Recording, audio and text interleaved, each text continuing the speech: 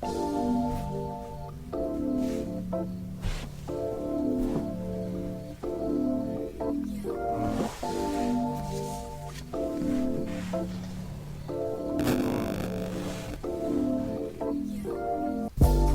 to roll my piece. Backwoods and the onion of green.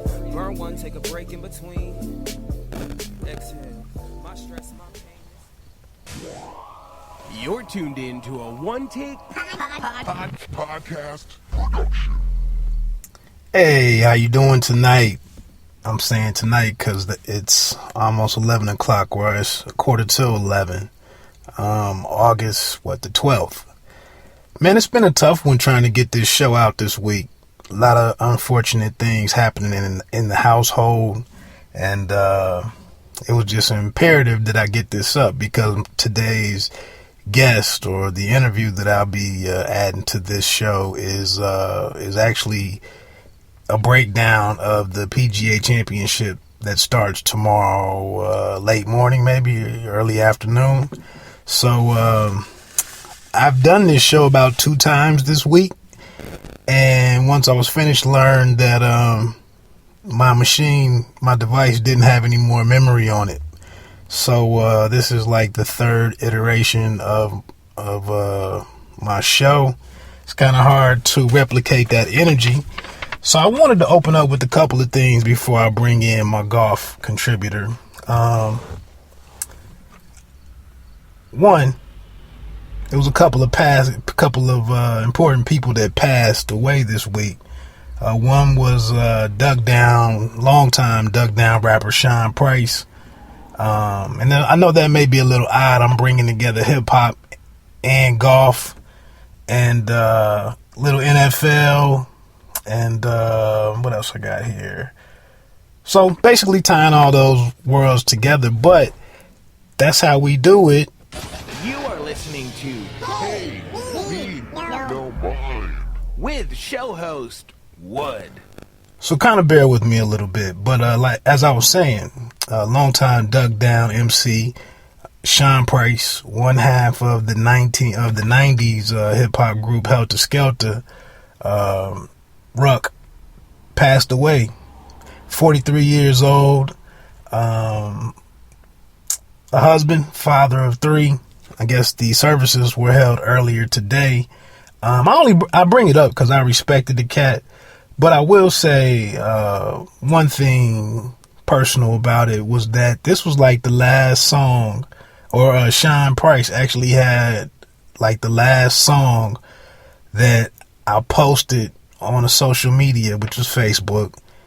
And here I am celebrating the fact that this cat from the 90s was able to come back in 2007 and really make a relevant song and really trying to have a resurgence in his career. And I posted the video thinking that I'm posting some real hip hop, and not a soul in my circle responded to it. And it just kind of let me know that maybe where I was in my in my adulthood, that everybody else has kind of moved on to major albums only, like a Jay-Z or a T.I. or Lil Wayne or something. And I'm still sitting here trying to champion, rap's underground people. But he had posted, but Sean Price had just dropped a video for Mess You Made.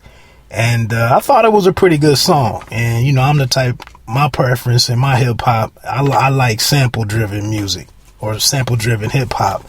And, like I said, it just kind of let me know that everybody had kind of moved on, and I don't know. And I just say that to say, because I think when we look at sports and our music, the one factor in it is that, or the one part of the experience or the enjoyment is that you actually see it. But then on the backside, you go back to your people and discuss what happened with other people. And it's that exchange and sharing of ideas and tastes and likes and dislikes that kind of makes the whole experience worth it. if nobody else watched football or basketball or listened to any of these artists, what would be the enjoyment in just hearing it if you couldn't chop it up in the barbershop or at the bar with somebody? So that just kind of was one thing that it could have been anybody. It could have been any video that I posted, but it just happened to be Sean Price's. And, rest in power to that brother. Thoughts are with his family and the Duck Down team. Also passing away that same day, Sunday, was the NFL's Frank Gifford. He passed away at 84, also in his sleep, along with Sean Price. And I just thought it was awesome that Frank Gifford made the Pro Bowl, or was a Pro Bowler at 3 different positions. And also, we didn't hear anything about head injuries or concussions or that CTE. We didn't hear anything about that stuff from probably the 80s to the early 2000s maybe. But then to learn that Frank Gifford actually lost a whole season, or the major part of a season, and almost thought his career was ended because he was concussed in the game. I believe it was Philadelphia's Chuck Bednarik. And he was able to come back from that and resume his career and still, have an impact on the game. So that was one interesting thing about Frank. My last point, Jerome Bettis. If you don't know me, one of my favorite aspects of football has always been the running back position. The wide receivers are cool, but I guess I just grew up in that era where the face of the team, even more so than the quarterback in some ways, was the running back, with the Dorsets, Sweetness, Emmett, on up to, I probably came in on the tail end of Earl Campbell, but Franco Harris, I just remember all these great running backs. And so this past weekend, former Pittsburgh Steeler, and earlier in his career, the St. Louis Rams, Jerome Bettis was inducted into the Hall of Fame to be a part of that 295, it might be a little more than that now, fraternity, 295 person fraternity. Now, Jerome went in as the number 6 all-time rusher with almost 13,700 yards over 12 seasons. But, his last 2 or 3 years, it was a lot of split duty. The last 2 seasons, maybe even being a short yardage back, goal line back. But nevertheless, he ended his career with, like I said, almost 13,700 yards. He did capture that championship in Super Bowl, I think it was 40, but it was in Detroit, in his hometown. Of course, Jerome has the nickname The Bus. He comes from that storied Steelers franchise. A lot of postseason games, some AFC Championship game appearances, and then, like I said, to close it out, winning a Super Bowl. It just seems like Jerome had this perfect, compelling case to state to be, inducted into the Hall of Fame. And my question to anybody out there, you can hit me up on Twitter if you're so inclined, at @E_pluribus_wood. I just want to know anybody's thoughts, because there's been an attack on NFL running backs over the last 7, 8, 10 years, with the devaluing of that position and the, kind of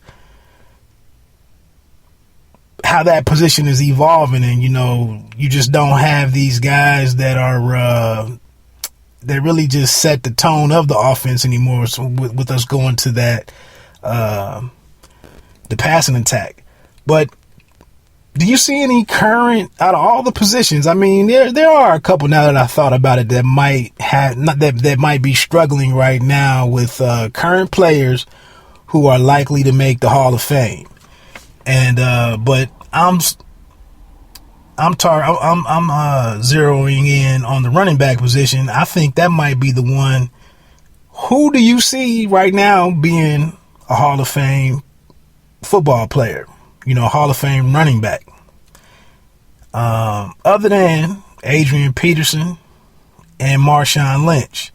Now, you might be getting at me on the Marshawn Lynch, but I'm getting to my point. I think Adrian Peterson, who's number 28th all-time right now with almost 10,200 yards, I just think the 2,000-yard season threatening to break Eric Dickerson's single-season rushing record, being dominant and kind of being the face of running backs in this era, the prototype running back in this era, and being the focal point of that offense. And maybe the postseason is not there.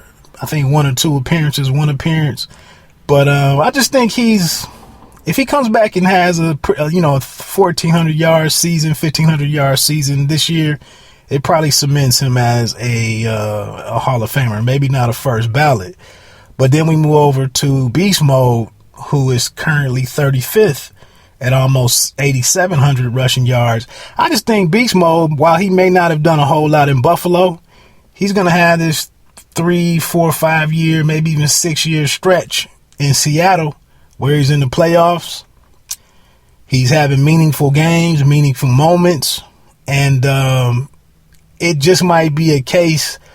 He might have that compelling case also to be into the Hall of Fame, just because, big moments and big games. Now, they robbed him of that opportunity with the pass attempt on the concluding, the last play in this year's Super Bowl. But like I said, if they're probably going back to the playoffs this year, and I would expect Marshawn Lynch to play a big role in that, and I think that could help him out ultimately. The only other guy who's not on the roster right now, who's probably semi-retired, but Steven Jackson is ranked 16th right now with almost 11,400 yards. And there's no way in the world that Steven Jackson probably goes into the Hall of Fame. I doubt it. He spent all those years toting that mail in St. Louis, and he's in that top 11, top 15 back, but just no meaningful games for him. So I don't think Steven Jackson gets in, who, like I said, is not currently on a roster, but a couple of guys that have a chance. Let me know. One, Jamal Charles, currently 61st ranked, just under 7,000 yards in 6 years. I think Jamal Charles might be on the outside looking in. He was knocked out of that game in Indianapolis a couple years ago when they had a good thing going, and he was concussed and was pulled. He's probably getting ready to be featured a lot in that game, being that they had a decent lead. And he was gone. And then, he's tied up with Alex Smith as his QB. They had problems getting a wide receiver to catch to have a touchdown pass a couple years ago. Who knows what they do this year? But Jamal Charles might be running out of time, to be considered as a Hall of Fame back. Another guy is Shady McCoy up in Buffalo. He's currently 66th all-time leading rusher with almost 6,800 yards in 5 years. I don't think it happens for Shady. Buffalo, they could threaten to make the playoffs this year with Tom Brady having to miss some time, Rex coming over, the AFC East, it could be. Every year we wait for that shoe to fall. We wait for another team every year to close the gap between them and the Patriots, and it doesn't happen. So, I don't know, McCoy has to get busy. Another guy that's been in the league several years is Forte, Matt Forte over in Chicago. He's 51st all-time leading rusher with just over 7,700 yards.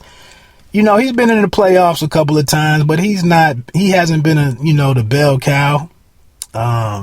He does, everything solid, but he's not he's just not the first running back that comes off the board in the fantasy world. He he doesn't bring any edge to his game. He's a quiet guy. No commercials and whatnot. I don't really know what we really have with him.